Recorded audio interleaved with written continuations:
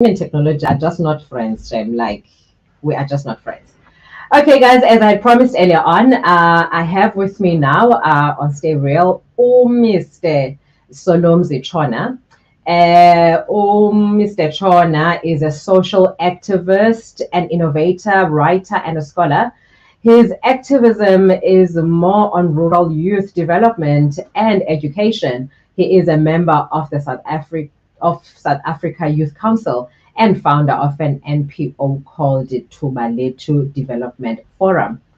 Welcome. Thank you very much. No, you can just bring the mic closer. Oh, sorry. No, I'm having a Sunday Solomzi today. Okay. No problem. Thank you very much. How are you doing today? I'm fine, thanks. And how are you? No, I'm well. So today, with Solomzi, in fact, Soli, we're gonna be talking on the impact of high interest rates on the poor. And then Usoli wrote a letter to the governor of the Reserve Bank, which with Sunday Times he's been dubbed as the Mampara of the Week. So basically, we're just going to unpack that and the reasons why, and then we're just going to go a little bit deeper. So between now and 4:30, we're going to be just unpacking Lendo Yaleleta Ipadileyo. But before we even continue, please tell us about yourself and what you do currently. Okay, thank you very much. Good afternoon to Kit Ngesi. Good afternoon to Kit Ngesi listeners. Igama lami Solomzi Tshona. I come from Epizana. Currently, I'm working for the National Youth Development Agency in Sarabatman as a business developer, and also doing my master's in maritime management with the University of Nelson Mandela University. On the side, besides the professional life, I contribute more on the Condolin Times, which is the newspaper. Wonderful. I also do current affairs on a daily basis within Konjane FM. Oh wow. Yes. Okay, so this radio thing basically. Yeah, yeah. So you're basically feeling at home more than anything else. Okay, that's wonderful. So maritime, why maritime? Masters in maritime. Uh, Part of why I chose that path, I moved from development studies Mm, to maritime. It is a least explored area or as a factor in the economy, mm, and also the dominancy there is more of the people who are a different color from the mm. color that we have. Uh, Sibambala Creek Yamangama. Maritime, Yamangama. So it's a nice Mm, area to explore, mm, given supply chain, maritime supply chain, mm, mm, maritime management, admiralty law, mm, and mm. so on. Just learning about ships. Oh yes, Yeah, it's a nice thing. it's very I'm interesting. enjoying it. I'm sure you do because I read coincidentally, I came across an article in the Daily Dispatch. I think it was on Wednesday or Thursday about one of the schools. I think it's George Randall. They've introduced maritime studies into their curriculum as part of their subject choice. So, yeah, I think, in fact, I would have done something like that, just explore the ships and planting and really. Okay, before we digress, so tell us what prompted you to write this letter to the governor after, like there were comments that he made and then people went berserk on social media. So can you just unpack what really prompted you?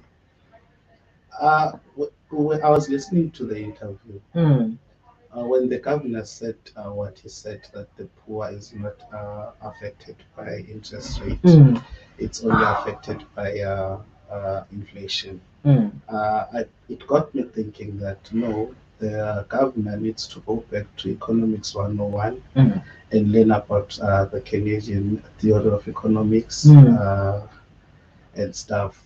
So I then decided to sit down and look at what he said versus what the South African economic landscape is. mm, And then I started writing the letter. My mm. view at the time was that the letter won't even reach the governor. Yes.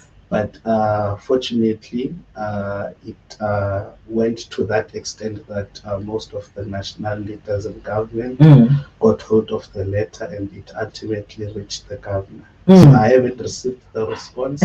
I'm waiting for the coming week to get the response. However, Yes. writing that letter, I wanted to prompt and open up discussions around the issues of interest rate and inflation rate. It is important for general South African citizens to know about those interest rates, not Yes. on a point where we just get told that the interest rate is increasing. Yes. So the South African Reserve Bank needs to consult us, the citizens of the country, needs to check the economic landscape that we're facing as South Africans before they actually decide on us. If we are saying South Africa is a democratic country, it Yes. should be democratic even on decisions of money. Yes, of Interest rate, course. yes. Because the Setabandu that get affected because we're the end user of this money, and we are the ones that are paying the bonds and whatever debt that we we owe. And so when you say that excuse me. So when you say that uyibhalile ke le letter yafika, and basically you schooled him basics, because I see that uzibhalile theories, and how they should engage as, I suppose as the policy whatever committee like that normally makes decisions. But what do you think is the actual cause of the increase in the interest rates?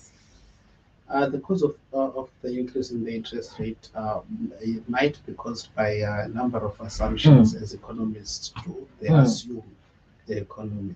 However, currently the South African rand is low, very low, very low. And when you compare it to other currencies, it's struggling. And the effect of the increase in interest rate might be caused by those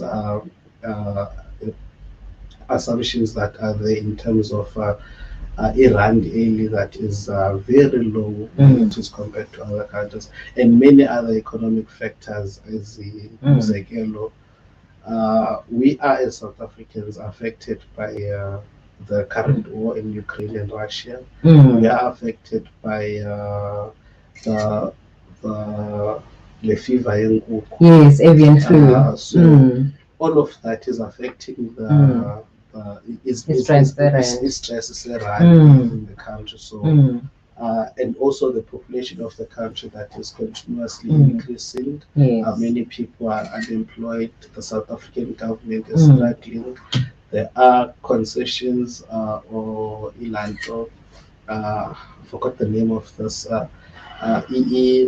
Government is trying to manage Mali because total government does not have money. Yes, Yet we recently came from an investment conference where many countries or many businesses investing 100 and in, something billions into the country. And recently in Eastern Cape, we just came from an investment conference where from 2019 up until now, there is about is it 217 billion that has been invested into Eastern Cape. Yes. So there are all of those aspects that affect the Eland or Iran, which then Eland or committee, MPC, or the South African Reserve Bank, when they sit, they look at all those aspects and check if what are the areas in which the South African government can generate Eland or some revenue to continue managing the affairs of the country. You also mention in your letter ways of them getting inputs from people, basically from society. Do you think that would help them in their decision making? In terms of that, I remember when I was still a student at the University of Fort Hare doing economics. The South African Reserve Bank used to come to East London almost every month to discuss the monetary policy which Then has got discussions around into the price inflation, into the repo rate and stuff like that. But in recent years, I haven't heard that the South African Reserve Bank is going on doing all of those forms of consultations. However, those consultations were only meant for the affluent people and not going down to the grassroots where people are more affected. So it's just a big challenge, and I'm hoping that when they consider or read the letter, they should consider going back to basics on what they used to do in terms of the economic consultations. Yes. Hayi inzima. Because Nyanike, in my opinion, I feel that the majority of abantu are not rich. Yes. So why are you not really going out of your way to reach out to those people and say, okay, nazi challenges zabo. This is how it's going to affect them, because now singing matyaleni to keep afloat all the time. And do you think maybe there's a valid reason why they haven't done those so-called public participation stakeholder roadshows to get inputs? This is my opinion. No, of course. It's my opinion on this one. I think also abantu abadala, they are tired. They are tired. They need to give fresh economists a chance to get into the detail of what needs to be done by the country, and also give a different view and more innovative view in terms of approaching South African citizens and consultation in relation to ilanto izinto ezinjenge-interest, inflation, and so on. For example, now, if we are saying that the interest rate increase doesn't affect the poor, I am an entry employee, and the kaya, they rely on me. So month on month, I'm sending imali ekhaya. When there is increase in interest rate, insurance premium yami izakonyuka, i-installment yami izakonyuka, ilanto i-bond izakonyuka. Will that not affect abantu who are poor back home that I'm trying to support? And then when you look at that, you say, us who are employed, who are in the middle class, there's no middle class in South Africa. It's the poor and the rich. So when you look at this, does the inflation increase, a hike, the interest rate increase, you need to consider the aspect that in South Africa, the inequality levels are so high to an extent that you need to create a favorable or conducive environment for abantu who are falling to the bracket gap, who are to be well assisted. SARS has just increased the tax yakhe. The interest rate is also increasing. The inflation rate is also increasing. Where are we? Where are we? Especially in the so-called poor provinces, Limpopo, and Mpumalanga. Where are we going to live? Are we going to continue going to work? Because obviously uphangelela imali yepetrol, uphangelela imali yerent, uphangelela imali premiums zepolicies zakho, which have increased. So you are putting us on a lower bracket with the increases that you're doing. Why don't you sit down with South Africans, propose an increase, hear the view of South Africans on how things must move? But we live in a capitalist society where the capitalists choose and decide on us. I think, I'm not sure whether you look earlier on when we started, you mentioned that when you sent the letter, you were not sure that it was gonna reach the governor. Did it catch the attention of senior government persons? Yes. Who in particular? I do not try to name drop. Okay, all right. But I received a number of calls from important people in government, Okay. talking about the comments that were made Yes. and the letter that I wrote, Mm. and saying that the government needs to consider Mm. ezinye izinto when they utter in public, izinto ezilula hlobo. Yes. Because when you look at Karl Marx, yes. theories, uthetha nge-perspectives in the world. Yes. So if you are going to utter into ethi poor, have got no nanto area in the hike of interest rate, Yes. you are dividing society. The economic landscape is going to change thus, because the workhorses are the ones who are poor. Yes. The rich are only spending money. So how do you then going to go back and balance the society in terms of what you have uttered as the South African bank governor, as senior official, in fact? So at least you didn't get any threats about why you're writing? No, I haven't received any form of a threat, but I received a positive that is perfect. Feedback from Amand who have read the letter, and some of them assured before it actually reached the governor that it's going to reach the governor. Wow, as long as it reached the governor. I'm just waiting for your response, yes. Because it was written in a positive light, because now we have to meet each other halfway. And then if the interest rates are kept the way it is now, or they are lowered for whatever reason, do you think it would drop economic status country? Part of why they consider it as hiking interest rates and hiking inflation is to stabilize the economy. Sure. However, them considering that they must look at the current state of the economy. We've got in Africa, in fact, in SADC region, we are the highest in terms of unemployment rate.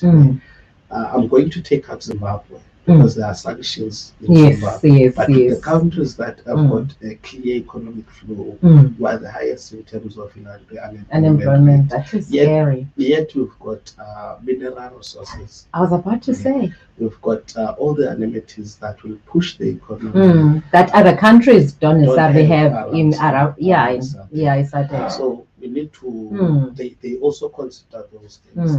And one of the aspects that I sometimes, when I look at Ilanto, into a monetary policy or a South African Reserve Bank or a central bank, if I may put it, a currency that is not attached to a mineral, it's a float currency. Yes. So if the South African rand at least was attached to gold, was attached to any mineral that we have, platinum or something, the rand would have at least a steam to be the trading currency, to be the currency that we're using. So now we've got a state where our rand is loose; it's a floating currency. But why are they not? Okay. Why are they not thinking that way, that attach this to elevate? We live in a capitalist society. Because probably they think about these things, but is it maybe to? We don't own our minerals. Wow. That's the problem. The central bank does not have even a vault of gold, does not even have a vault of anything. So how are we going to attach those things to those minerals when we don't have when we don't even have those things? So it's just a currency that's just there. Yes. To say money in South Africa. So this was it. And one of the things I always think about is it's been explained many a times. As an economist, or as a former economic student, but the knowledge is still there. I still don't understand why we recently moved on changing the money, the view of our money, and spending so many millions and millions. You see, so those things are could be those amounts could have been channeled in terms of trying at least to assist the economy to close in the gaps where we were at least going to increase the interest rates to Yes, close those gaps. exactly. So, uh, Because how many times does he face a dollar change? It doesn't. Okay. No, I'm just checking. Maybe I missed something. No, because I also never understood why we are having this cosmetic, because it's a cosmetic change for me. Like, it doesn't make an effect to it doesn't. The only thing they could have just said, no, we're just tightening the klambila. Is it the watermark? Yes. That security details don't they picked up through intelligence that Kuko, you know, obviously there's still what you call those fake notes, what you call them, Ganen? There's a word, but in the email, but you know, I just never understood as well why they were doing those cosmetic changes. But get capitalism. Yeah, it's and also one of the things that I could not get a chance to respond on or to dive deep on is the clip that is circulating on social media that our central bank has been hacked. I saw that. You see, and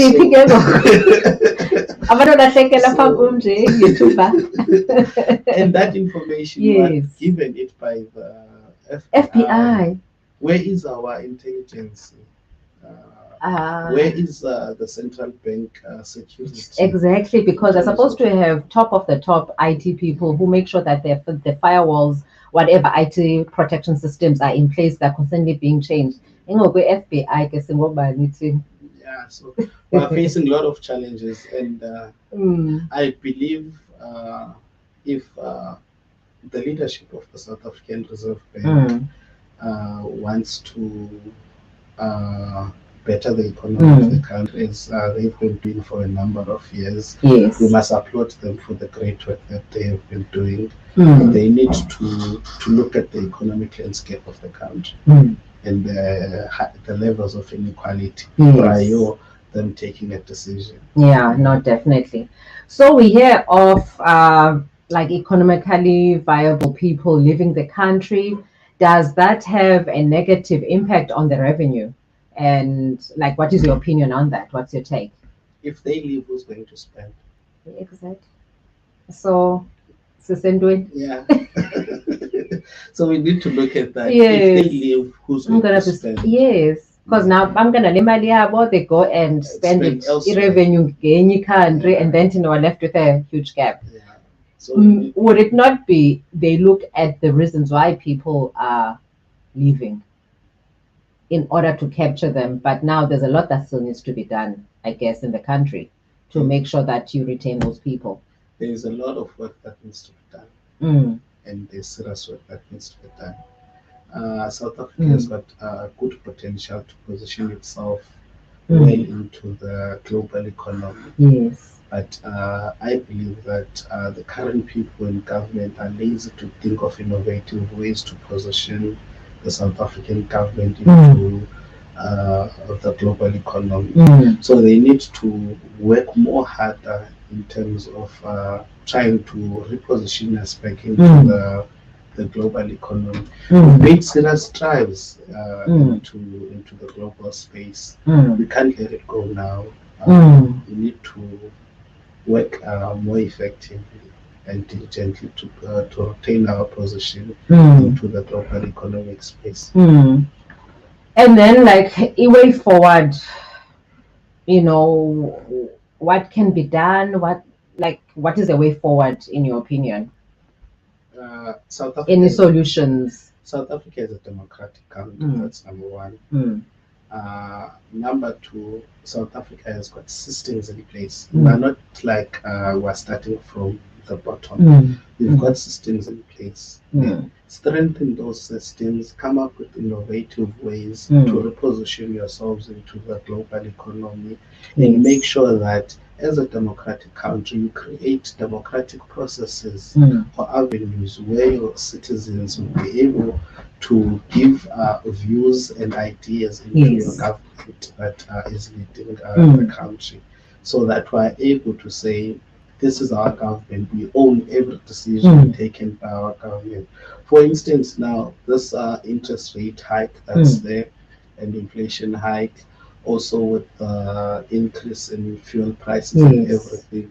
We do not own those things, yet government is saying that they are making avenues to grow the economy and to create a better South Africa. So creating platforms, engaging your people would be the right thing to do for the South African government to make sure that they reposition themselves into the global space.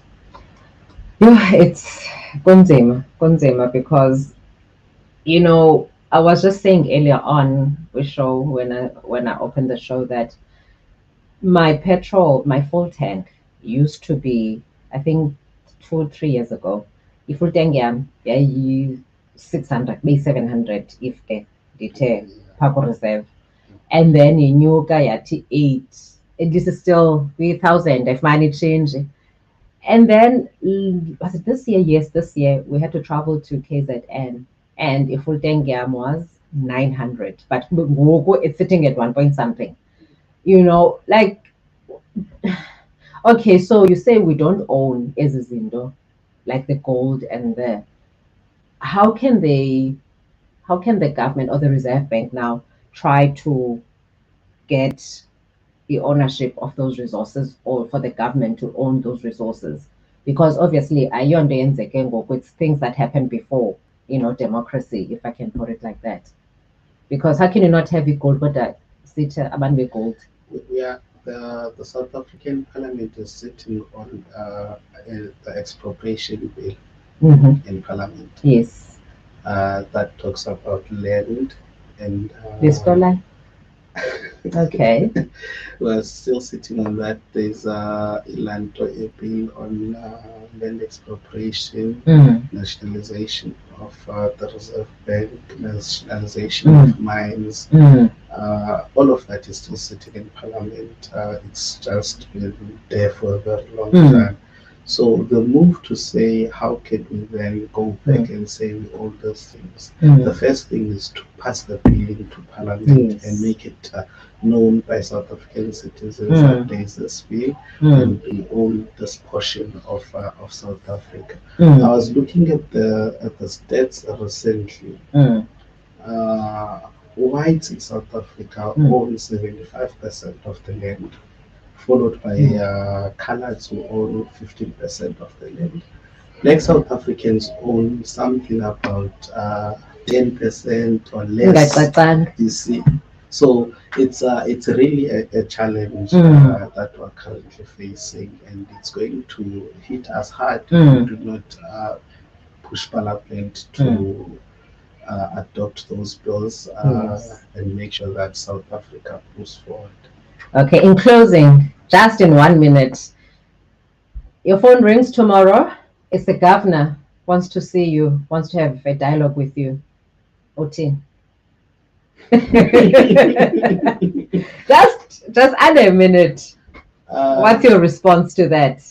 Like, what would you say? What would you prepare in order to converse with him? I would start by looking at the suggestions that I have given the governor 3 suggestions. Target service, community engagement, and response to policy. Yes. Okay. So if they look into that, it would be better for them to do interest rate hikes and inflation hikes. So let's create an engagement platform to allow citizens of the country to be aware of what is happening in their country and for them to know which direction the country is moving. And then at okay, you're going to be heading a project to get all this information. Where would you start?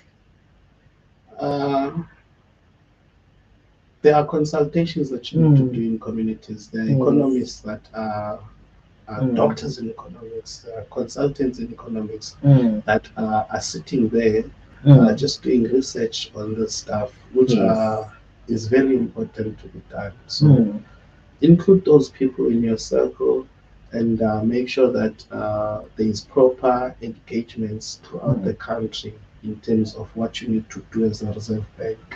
Change your style. Yes. In a nutshell. Yeah. All right. Thank you so much, Solomzi, for gracing us with your presence and being the most influential person that's going to be influencing the governor very soon. I think I must commend you for writing that letter because, sometimes, isn't it, they get lost in translation. They never get to the people that they need to get to. So kudos for for raising that issue and writing up, and hopefully we're gonna get more news on your engagements with the Reserve Bank, and hopefully they plant you there so that we can no, seriously, because we need people that are innovative, like where there are people that have been there, they know the system, but there's a new wave of people now that are experiencing things differently, people that are on the ground, because honestly, you need to have people on the ground at the end of the day that are going to influence. But thank you so much. And I hope that I Livik, you don't get that call from the office of the I'll governor. definitely inform you. Yes, please do When I inform get it, us. yeah. And thank you very much. And please do have a beautiful and relaxing Sunday further. Okay, thank you very much, and thanks for the opportunity to come and talk on Keith yesterday. No, that is a pleasure. Thank you to everyone that has listened. We're going to go into a song and wrap up the show after this.